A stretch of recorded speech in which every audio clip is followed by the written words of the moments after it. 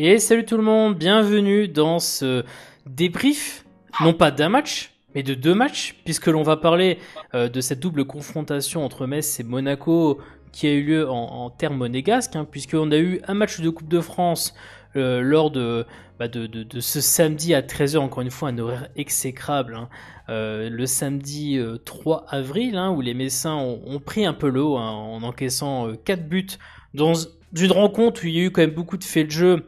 On en reparlera peut-être très rapidement, mais on va pas non plus s'attarder là-dessus. Et puis, bien sûr, il y a eu ce match de Coupe de France que vous avez pu voir, où les Messins sont passés pas loin de la qualification, puisque les Messins ont perdu au tir au but, après avoir conservé le match nul durant toute la rencontre. Pas de prolongation, comme vous savez. On est directement passé au penalty, et les Messins ont perdu 5 penalties à 4, avec notamment un penalty raté de Monsieur Maïga. Une petite déception dans la manière dont il a frappé tout simplement ce tir, et donc les Messins qui repartent de leur séjour monégasque. Alors il y a eu un aller et un retour, puisqu'ils sont pas restés même pendant du samedi au mardi à Monaco, mais ce petit road trip monégasque ne s'est pas vraiment bien passé pour les Messins, pas bénéfique en tout cas en termes de résultats ni en termes de qualification. Pour en parler, j'ai avec moi Monsieur Grenat Forever. Comment vas-tu, Grenat Forever? Bah écoute, bonsoir, tout va bien. On a connu des jours meilleurs, mais tout va bien. C'est vrai qu'on a eu l'enchaînement de matchs contre Monaco, tu vois, qui nous a un peu tenus pendant quelques jours. Et donc c'est vrai que ça fait... voilà quoi, ça fait peut-être que c'est un des tournants de la saison. Enfin, en tout cas, vous pouvez nous dire un peu dans les commentaires, bien sûr, votre impression générale à l'issue de ces deux matchs. Grenat Forever qui est avec moi et moi-même, on va un peu exprimer notre ressenti à l'issue de ces deux matchs. Mais bien sûr, mettez dans les commentaires votre ressenti de ces deux rencontres, bien sûr. N'hésitez pas à le faire et encore une fois à vous abonner pour nous soutenir si vous voulez le faire, bien sûr, pour nous aider dans la progression de cette chaîne de la Maison du Grenat. Est-ce que tu es prêt, Grenat Forever? Je le suis. Tu l'es, donc c'est une bonne chose, j'espère que vous êtes prêts également. On va donc parler un peu dans une petite discussion de nos impressions sur ce match. Et j'aimerais d'abord donner la parole à toi, Grenat Forever, pour que tu puisses un peu me donner ton avis sur, finalement, tout d'abord ce premier match. Peut-être le plus important, parce qu'on est quand même dans le championnat. Alors certains vont me dire qu'il y avait peut-être des enjeux par rapport à la Coupe de France, mais c'est vrai que le championnat est ce qui va nous tenir en haleine jusqu'à finalement le mois de mai. C'est le 23 mai, je crois, la dernière journée pour les Messins. Toi, t'en as pensé quoi de cette défaite messine 4-0? Un match un peu aux deux visages. Première mi-temps très agréablement surpris, même si on pouvait s'attendre à une réaction après ce qu'il nous avait montré pendant 90 minutes contre Rennes. C'était pas folichon offensivement, mais on va dire que pendant 45 minutes, on leur a quand même tenu tête, au moins dans l'engagement et dans les duels. Puis après la deuxième mi-temps, à partir de la 50e minute, on a eu un FC Metz qui a complètement découpillé, dans tous les sens du terme. On parlera pas de l'arbitrage, le débat il n'est pas là, mais arbitrage ou pas arbitrage, à partir notre force, il y a encore deux mois, un mois et demi. C'était que même quand on était mené au score, même si on disait qu'on était toujours dans la réaction, au moins on était dans la réaction. Et là, le problème, c'est qu'on n'est ni dans l'action et on n'est plus dans la réaction, parce que maintenant, dès qu'on mène 1-0, dès qu'on est mené 1-0, on retrouve ce FC Metz des années précédentes qui, dès qu'il encaisse un but, plonge mentalement et dans les grandes largeurs, en fait.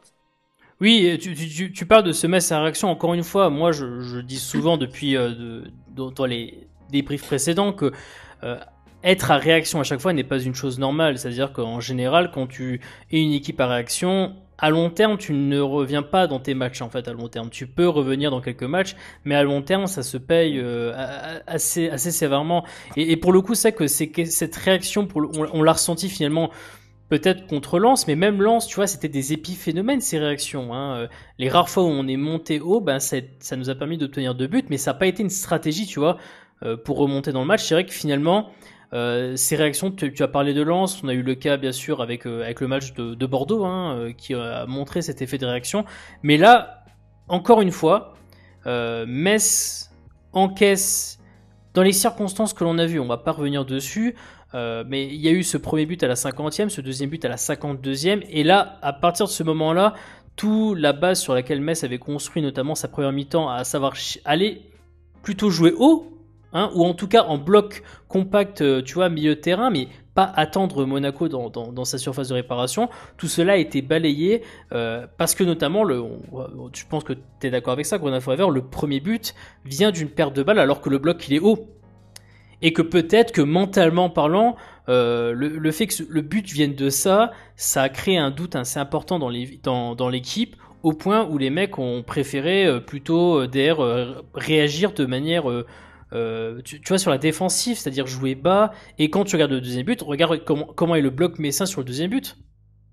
Bah, il est très très bas. Et pourtant, le but, sur le deuxième but, il n'y a pas de suspicion, tu sais, d'erreur d'arbitrage.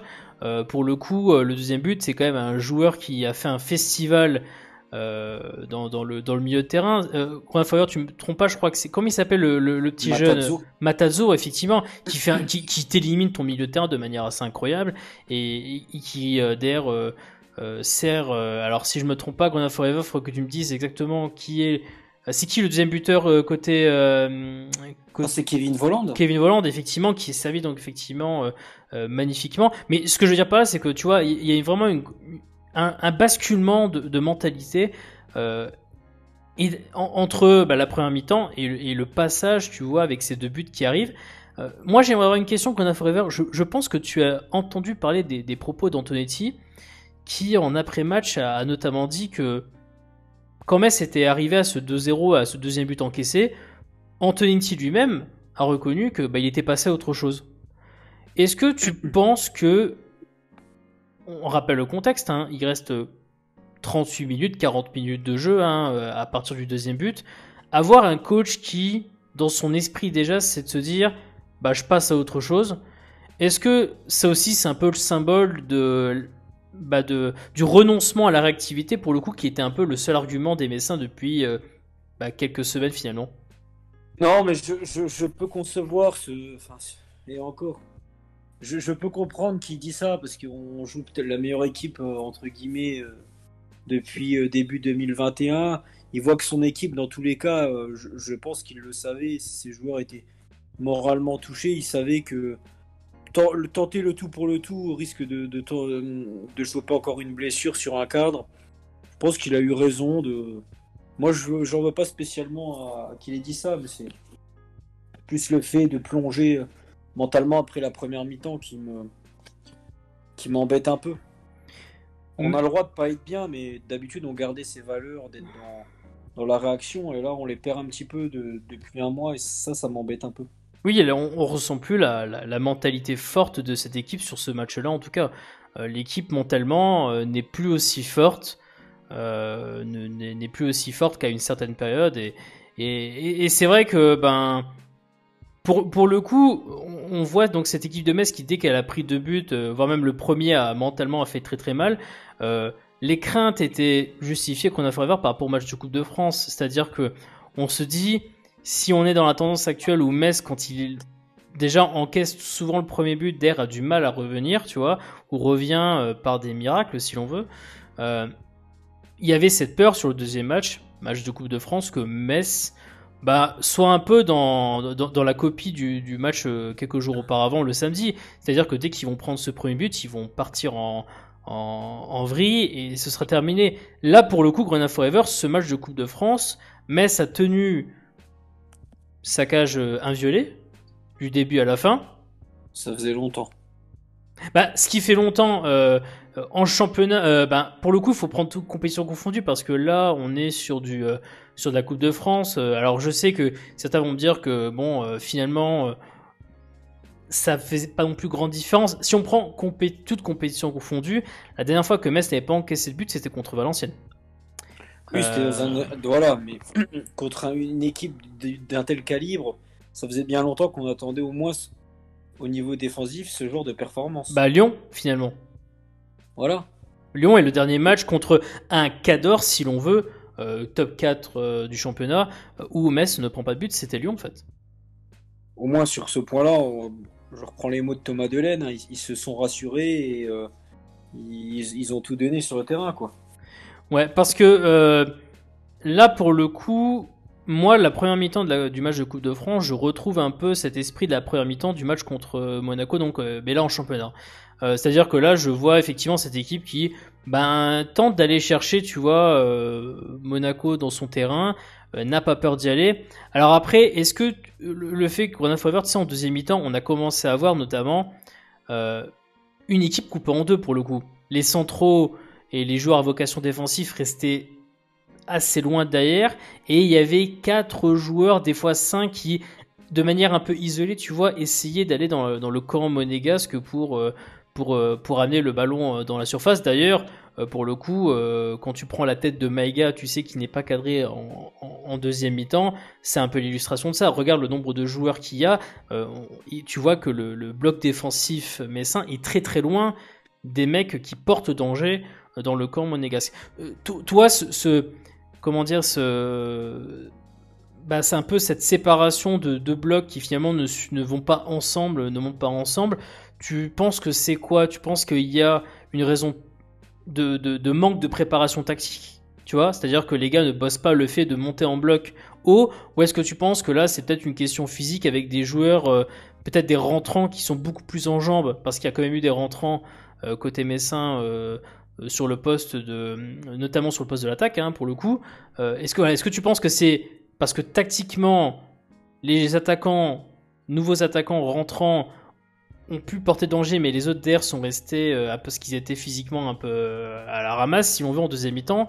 Ou est-ce que tu penses que c'est une question tactique, le fait que le bloc entier ne va pas vers l'avant? Bon, je pense qu'il y a un petit peu des deux. Les mecs, je pense, à partir du moment où on a vu le scénario du premier match, je pense qu'à l'entrée de la seconde mi-temps, je pense que la tactique était claire. C'était on essaye de rester le plus longtemps dans le match, et si on arrive à se projeter une ou deux fois en contre, on va essayer, mais on ne prend aucun risque. Je pense qu'il y a quand même beaucoup de peur avec ce qui s'est passé ce dernier mois, et encore plus s'il y a 72 heures en arrière. Donc c'est pour ça que tu avais deux lignes avec un milieu et une défense dans la sécurité, et les entrants qui étaient forcément plus en rythme, on leur lançait des longs ballons et allez, débrouillez-vous, essayez sur un exploit de faire la différence. Mais on est d'accord que c'est un peu la pire solution, l'entre-deux, au final. Parce que t'assumes pas vraiment ton... solution, mais encore une fois, il s'explique quoi. Ça s'explique. On voit les propos d'après-match. Thomas Delaine, pour lui, voilà, il le dit très bien. Ils ont cherché à se rassurer défensivement, et sur ça, tout le groupe était content. Donc, à partir du moment-là, on va se contenter de ce qu'on nous dit. Mais... oui, même si on gagne pas des matchs en défendant uniquement, quoi. C'est-à-dire que je dis ça qu'on a faveur parce que je dis ça parce que Kovac lui-même avait dit, tu sais, dans la préparation du match de samedi dernier en championnat, avait dit qu'effectivement Metz lui faisait peur par rapport aux transitions, par rapport aux transitions offensives, par rapport aux contre-attaques messines. Là, pour le coup, on n'y arrive plus, et je peux dire clairement que lui-même, Kovac a constaté que c'était plus l'une des forces messines de savoir organiser des transitions offensives ou des contre-attaques efficaces. Là où, pour le coup, transition offensive avec une contre-attaque efficace part du principe où on joue en bloc bas et on se projette rapidement vers l'avant dès qu'on récupère la balle. Mais là, avec un entre-deux, en fait, t'as aucune vraie stratégie, tu vois, aucune vraie tactique assumée. Et c'est là où, pour le coup, t'es pas non plus avancé sur quel aujourd'hui est le plan de jeu de cette équipe de Metz. Je pense que t'es d'accord là-dessus. Non, on n'est pas plus avancé. On verra sur les prochains matchs, maintenant que voilà, il n'y a plus la coupe, qu'on a entre guillemets plus rien à jouer. Oui, effectivement. Donc pour le coup, on peut tenter des choses. On voit que maintenant on n'arrive plus forcément à jouer en transition offensive. On n'y arrive plus depuis un mois. Ouais. À Antonetti de tenter un truc sur les 7 derniers matchs. De toute façon, il n'y a rien à perdre. Donc j'ai envie de voir des choses qu'on n'a pas forcément vues depuis le début de saison. Peut-être ça passera peut-être par un changement de système. Enfin. Par un même système avec un changement d'homme. Il y a des joueurs qui étaient titulaires indiscutables il y a encore 3 mois, qui peut-être au jour d'aujourd'hui mériteraient de s'asseoir un peu plus sur le banc de touche. Je sais pas, on verra bien. Non, bien sûr, je vois très bien ce que tu veux dire là-dessus. On a parlé en général des deux matchs. Encore une fois, vous avez pu avoir notamment certains visuels, pour ceux qui ont les visuels avec notamment certaines compositions d'équipe, les statistiques, notamment du match de championnat. Donc, on va pas trop aller dans le détail encore une fois parce qu'on veut un peu résumer ce périple monégasque. Mais voilà, en tout cas, il y a quand même un bilan à en tirer. Le bilan est donc tout d'abord le classement, hein, parce que c'était un peu ça qui nous a importé, notamment au vu du match de samedi.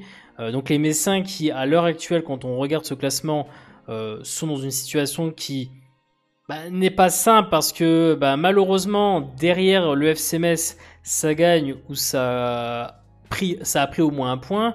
Nice a gagné, Strasbourg a gagné, Angers et Reims ont fait match nul. Donc 4 équipes derrière nous qui ont quand même pris des points sur nous, hein, à l'heure actuelle. Donc le FC Metz 9e avec un total de toujours 42 points, hein, ce qui est pas simple quand ton objectif était de 50 points. Hein. Ce n'est pas moi qui le dis, hein, je rappelle que c'est coach Antonetti qui l'a dit. Pas simple, mais on est encore dans les clous. Alors, oui, on est encore dans les clous, même si, à part peut-être Dijon qui n'aura plus d'enjeu au moment où on va les affronter, toutes les autres équipes devraient avoir encore un enjeu à jouer au moment où on va les affronter. Hein. Donc c'est possible, mais c'est pas simple au vu du contenu à l'heure actuelle et des résultats du FC Metz. Juste pour information, comme vous avez pu le voir, le FC Metz est à l'heure actuelle à 0 but de différence. C'est-à-dire que le FC Metz, potentiellement, on en parlera juste après parce qu'on parlera de Lille, pourrait basculer dans une différence de but négative pour la première fois depuis très longtemps dans cette saison, tu vois, de Grenade Forever. Donc il y a quand même des éléments à retenir. Mais effectivement, ce qui est à retenir surtout, c'est qu'à l'heure actuelle, la 10e place, le top 10 ne tient qu'à un fil puisque Nice est à 42 points comme nous, avec une différence de -1. Angers 11e, 41. Reims 39 qui est 12e. Reims qui sera un adversaire pas le week-end qui va venir, mais le week-end d'après. Donc là, encore une fois, la bataille pour maintenir le top 10 s'annonce très très très compliquée et bien sûr encore longue puisqu'il reste encore 7 matchs. Dernier point bien sûr par rapport au bilan, on a parlé de la Ligue 1, donc effectivement pour terminer, donc élimination quand même en Coupe de France, hein, donc le FC Metz qui termine son parcours. Finalement Grenade Forever, le parcours en Coupe de France c'est quoi cette saison? On peut dire il est quoi, satisfaisant sans plus. On va dire que contre les petits, t'as pas fauté. Hein. Contre les équipes censées être inférieures à toi, t'as pas déçu au final. Mais contre plus fort que toi, tu t'es logiquement incliné, même si c'est au tir au but. On va dire que c'est pas non plus une immense déception ce parcours en Coupe de France. Hein. Non, c'est pas une immense déception. C'est sûr qu'il y en avait peut-être avec cette fin de saison un peu compliquée qui auraient rêvé d'un parcours en coupe. Mais bon, j'ai envie de dire. Il y a quand même le contexte des matchs actuels où Metz est pas bien mentalement durant ces matchs en ce moment, et le fait d'avoir eu l'espoir de la Coupe de France, ça aurait pu donner un peu plus de gaieté à la fin de saison messine. Maintenant, quand tu vois la situation actuelle de Metz dans le contenu et dans les résultats, tu ne pouvais pas non plus t'attendre à des miracles face à cette équipe de Monaco. Le fait déjà que t'aies pas pris de but est déjà en soi une bonne performance, mais le problème offensif reste encore présent, était déjà présent les matchs précédents. Comme tu l'as très bien dit, ça ne t'avance pas en général sur cette saison-là. Donc on va dire que voilà, c'est un bilan qui est convenable sans plus quoi. Voilà, en Coupe de France pour le FC Metz. On a vu les bilans. J'aimerais maintenant qu'on a faveur que l'on parle top et flop. Tu sais, top et flop, on va essayer. Alors c'est très compliqué de sortir un top et un flop, tu sais, des deux rencontres, puisque finalement il y a peu de joueurs qui ont, enfin il y a des joueurs, mais pas tout le monde, tu sais, a joué les deux matchs. Et certains se sont même illustrés en ne faisant qu'un seul match. Tu vois. Donc c'est un peu compliqué. Toi, si tu dois retenir une performance en couplant ces deux matchs, une performance qui t'a peut-être le plus déçu, tu dirais quel joueur? C'est compliqué parce que tous les joueurs n'ont pas d'un match à l'autre. J'ai pas forcément de nom en tête de deux joueurs qui ont fait deux matchs catastrophiques. Moi, je peux donner un nom et bien sûr, attends juste 2 secondes. Je peux donner un nom et tu peux me dire ce que tu en penses, et j'invite bien sûr ceux qui nous écoutent à nous donner leur top et flop bien sûr. Après, dans les commentaires. Peut-être un, mais il a joué un match et demi, donc est-ce que je pourrais dire Wagner Diaz? Bah, c'est le nom que j'allais te proposer. Pour voilà, le coup. Qui a joué 32 minutes, 31 minutes samedi, qui a joué 55 minutes hier. Je l'ai trouvé, plus les matchs avancent, plus j'ai l'impression qu'il ne retrouvera jamais cette condition physique. En tout cas, cette saison. Bah ouais, mais ce qui m'inquiète, c'est que je pensais que physiquement, ça allait s'améliorer de match en match, tout en continuant à dire qu'il faut lui laisser le temps tranquillement cette saison pour qu'il se remette à 100% pour l'année prochaine. Ouais. Mais j'ai l'impression que plus les matchs avancent et moins il progresse en fait. Et ça m'inquiète un petit peu. Oui, Il perd de plus en plus en vivacité. Après, il n'est Hmm. pas aidé par les longs ballons qu'on lui lance, qu'on lui lance devant. Mais puis je le trouve très très nerveux. Il rate beaucoup de choses. Dès qu'il rate un truc, il s'énerve. Je sais pas, je le sens pas du tout concerné en ce moment. Alors que c'est censé être un peu un leader technique quand même. Enfin, il a de la technique normalement, et c'est vrai que là, pour le coup, t'as effectivement un peu de déception là-dessus. J'ai te proposé ce nom-là parce que pour le coup, moi là, c'est un peu le joueur effectivement qui m'a peut-être le plus déçu. Alors après, c'est vrai que je sais que certains vont peut-être parler peut-être, je sais pas moi, des attaquants en général. C'est vrai que bon, tu vois, on avait peut-être un peu d'espoir par rapport à la titularisation de Yad, notamment en coupe, qui a peut-être pas été, tu sais, à la hauteur. Moi, j'avais dit chez nos amis d'Engrenage que il s'était un peu comporté, tu sais, comme les joueurs qui viennent d'arriver de Génération Foot. Tu sais, comme Ismail Assar quand il arrivait, qu'il faisait des tout droits, tu vois. Et j'avais l'impression que c'était un peu ça, Yad, sur ce match, qui, tu sais, pensait pas trop la chose de manière collective, tentait de faire des miracles individuellement. Bon, malheureusement, tu sais, ça rejoint un peu ce débat des attaquants isolés côté messin. Et Wagner fait partie de ce débat à proprement parler. Et c'est pour ça aussi qu'il est un peu dans la difficulté. Et je suis d'accord avec toi, c'est vrai que c'est pas encourageant quand tu vois ce qui se passe actuellement pour Monsieur Wagner Diaz. Donc dites-nous en commentaire ce que vous pensez de ce choix de Wagner Diaz en tant que flop dans l'ensemble de ces deux rencontres, bien sûr. Au niveau des tops, là, Grenade Forever, est-ce qu'il y a une performance pas les deux matchs, encore une fois, hein, pas forcément dans les deux matchs, mais même dans un seul match. Est-ce qu'il y a une performance qui t'a agréablement surpris sur cet enchaînement de match? Ouais, quand même, Fofana, hier, même s'il n'a pas joué le premier match. Et C'est souvent le nom qu'on va un petit peu taper dessus, celui qu'on a l'habitude peut-être de critiquer, un peu peut-être à contre-courant.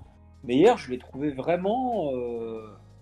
Il a quasiment pas perdu un duel. Il a joué le rôle du pompier de service à plusieurs reprises. J'ai trouvé. C'était lui le patron de la défense messine hier. ouais.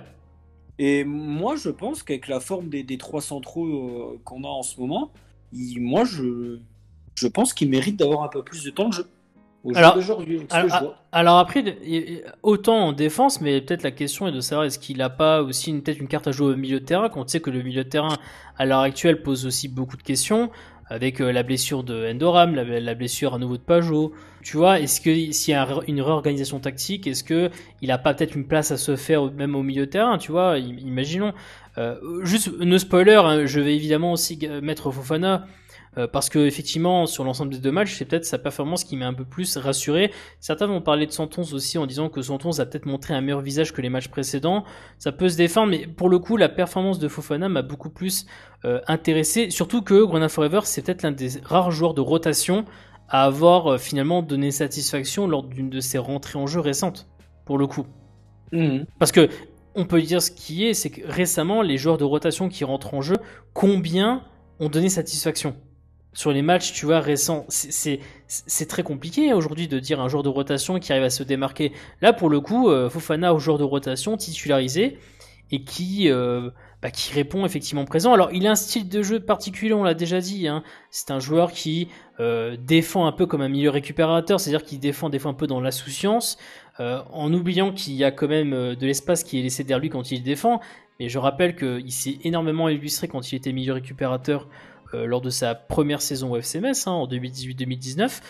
Pour le coup, ben oui, moi je trouve qu'avoir un joueur de rotation qui montre ce qu'il montre dans la situation d'une équipe qui est en plein doute, on peut le dire qu'on a Forever, je trouve qu'avoir cette éclaircie dans cette équipe-là, c'est quelque chose qu'il faut souligner, qu'il faut mettre en avant, et de voir qu'un joueur ne tombe pas dans le marasme global de l'équipe, tu vois, je trouve que c'est une très bonne chose, et ça mérite de le mettre en avant. Je pense que tu es d'accord avec ça. Hein. Tout à fait d'accord. Voilà, donc Fofana pour notre top à tous les deux, à Grenat Forever et moi-même. Bien sûr, encore une fois dans les commentaires, dites-nous ce que vous pensez de ce choix de top pour un peu voilà, l'ensemble de ces deux rencontres. On va terminer Grenat Forever si tu veux même parler un peu du match suivant, puisque j'aimerais que l'on parle tout de suite tu vois, du match de Lille, qui est le prochain match des Messins.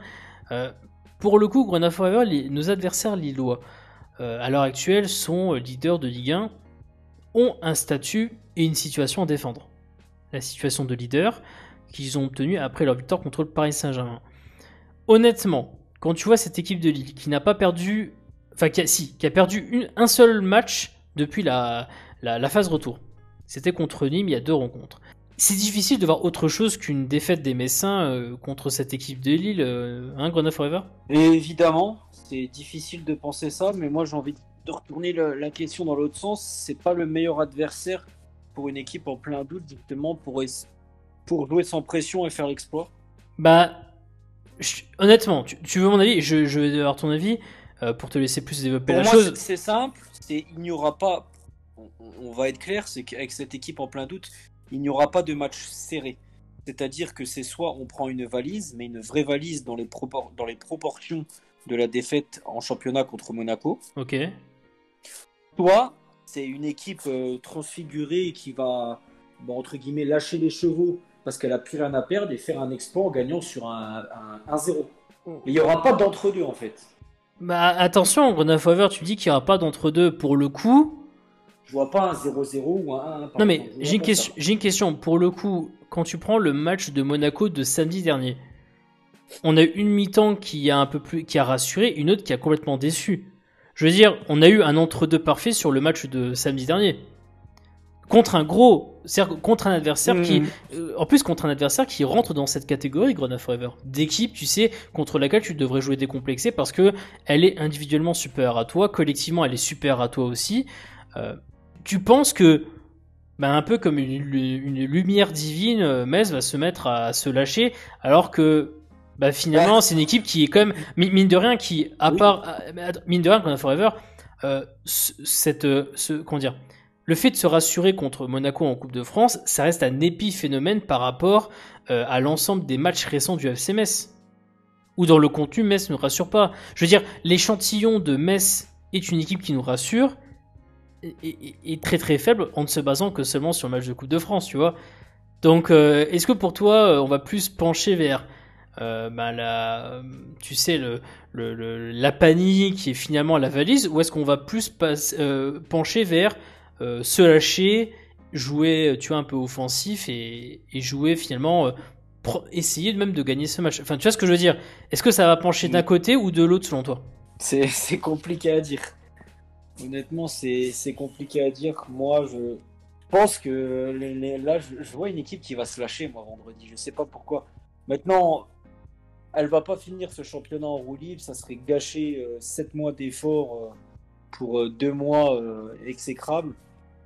Enfin, attention, c'est une chose que tu souhaites, c'est pas sûr que dans les faits, tu sais. On n'est pas Madame Irma, mais. Puis ça reste des professionnels. T'as pas envie aussi de fausser le championnat et de fausser la course au titre, donc t'as envie quand même de jouer ce match à fond et d'essayer d'emmerder les Lillois le plus possible. Mais le scénario Metz prend une valise, c'est à prendre en compte aussi. Donc justement, parce que parlons des choses qui fâchent, hein, le score. Qu'est-ce que tu vois toi entre ces deux équipes? J'ai parié que sur des défaites depuis un mois, donc moi je vois un exploit.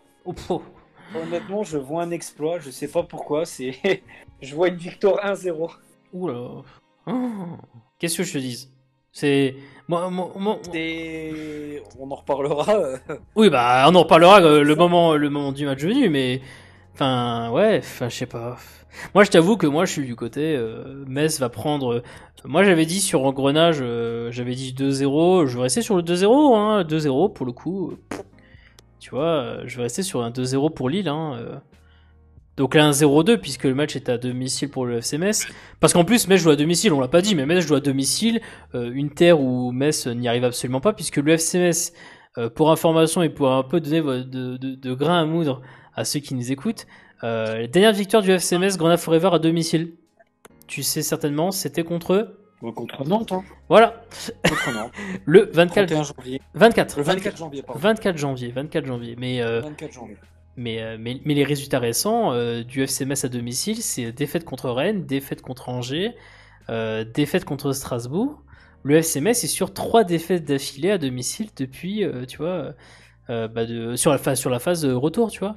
Donc. Ah non, mais de toute façon, on est meilleur à l'extérieur. Hein. C'est ça. C'est un constat, donc.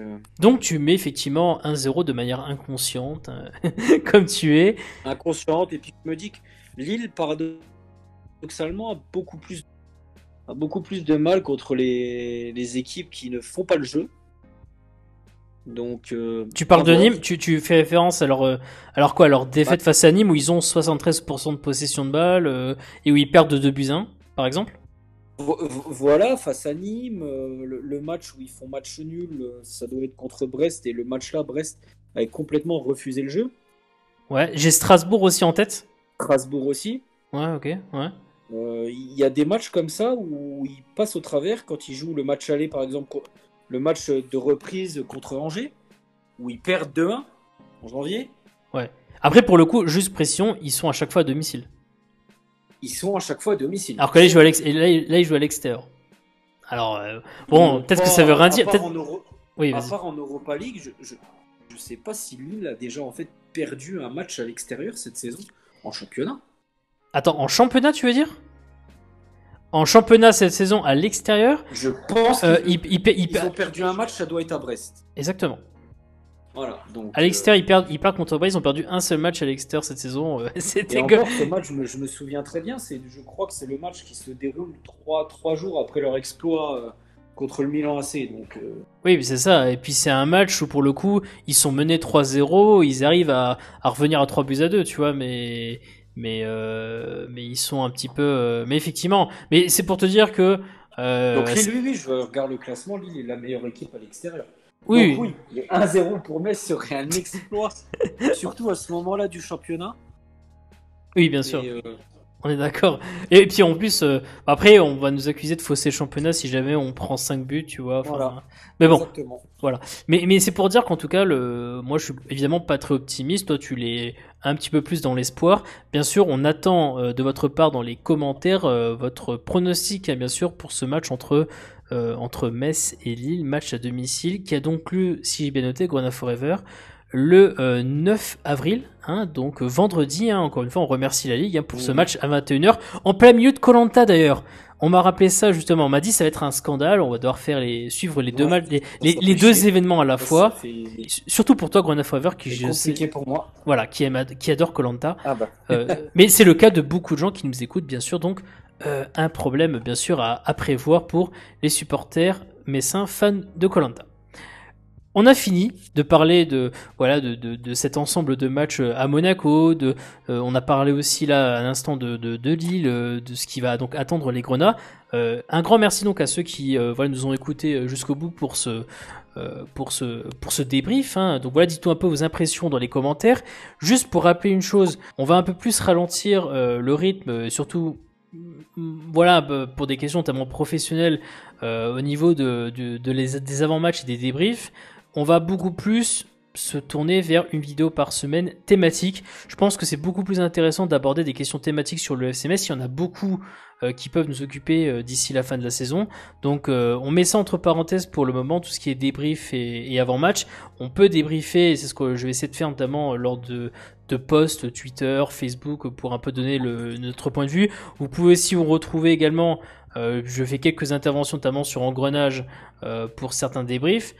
Mais effectivement, beaucoup plus de vidéos thématiques, c'est en tout cas ce que j'aimerais faire un peu plus sur la chaîne, vu que les avant-matchs et les débriefs prennent beaucoup de temps sur la chaîne YouTube, notamment dans le montage, et j'aimerais un peu plus retrouver cet aspect vidéo thématique que je trouve être très intéressante, qui sort un peu du contenu que vous pouvez un peu trouver n'importe où. Qui est en plus n'importe où, et surtout c'est là où il y a aussi du contenu de qualité, mais j'aimerais un peu apporter une touche un peu différente, et c'est ce qu'on va essayer de faire durant les dernières semaines jusqu'à la fin de la saison 2020-2021 du FC Metz. Merci à toi Grenade Forever, bien sûr, pour ce débrief en ma compagnie. Merci à toi comme d'habitude. Et pour vous, auditrices, auditeurs qui nous écoutez, écoutez, on vous souhaite d'avance un bon match contre Lille, match ce vendredi. Retrouvez nos réactions, voilà, notamment sur les réseaux sociaux, bien sûr, en relation avec ce match-là. Portez-vous bien et allez le FC Metz.